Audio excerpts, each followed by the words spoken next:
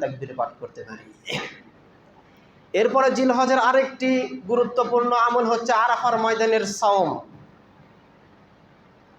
জামিআত তিরমিজি আপনি খুলুন 749 নম্বর হাদিস।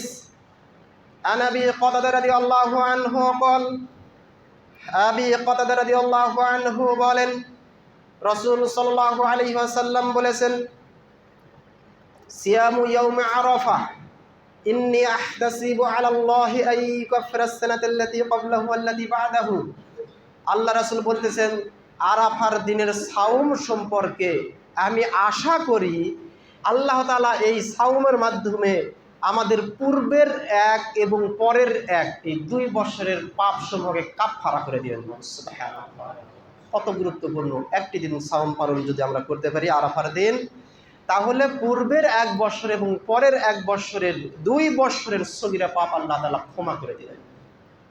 কাজেই আমরা চেষ্টা করব আরাফার দিনে সাওম পালন করার। এখন কথা হচ্ছে আরাফার দিন কোনটা, এটা নিয়ে পূর্ব থেকেই মতানৈক্য কিছু রয়েছে। হাদিসের মধ্যে বলা হচ্ছে সিয়ামু ইয়াউমি আরাফা, ইয়াউম দিনের কথা উল্লেখ করা হয়েছে। আপনি সৌদি আরবের ফতুয়া বোর্ডের ফতুয়ায়ে আল্লাজনা আদ-দাইমা আপনি খুলুন 10 নম্বর খণ্ড 393 নম্বর পৃষ্ঠার মধ্যে এসেছে।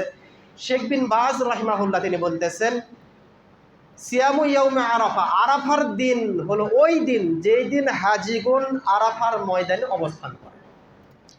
অর্থাৎ হাজিগণ হজ করতে গিয়ে আরাফার ময়দানে যেই দিন অবস্থান করে ওই দিনটি হচ্ছে আরাফার দিন।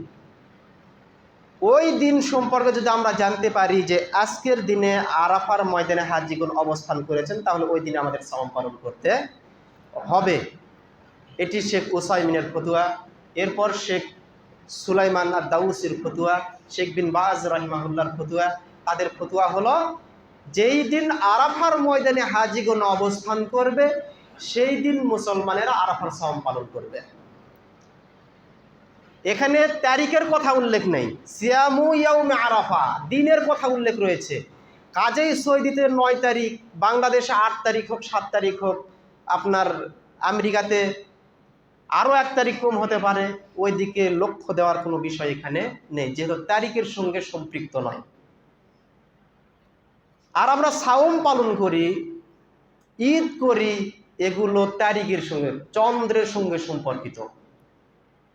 এই জন্য দেখা যায় যে একদিন কমও বেশি হয়ে যায়। কিন্তু অত্র হাদিসে সিয়ামু ইয়াউমে আরাফা বলা হয়েছে, আরাফার দিনের সাওম।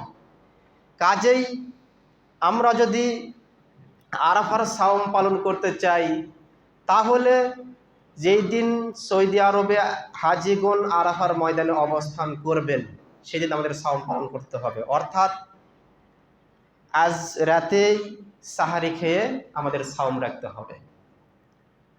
কি জন্য? আগামীকালই হবে আরাফার দিন।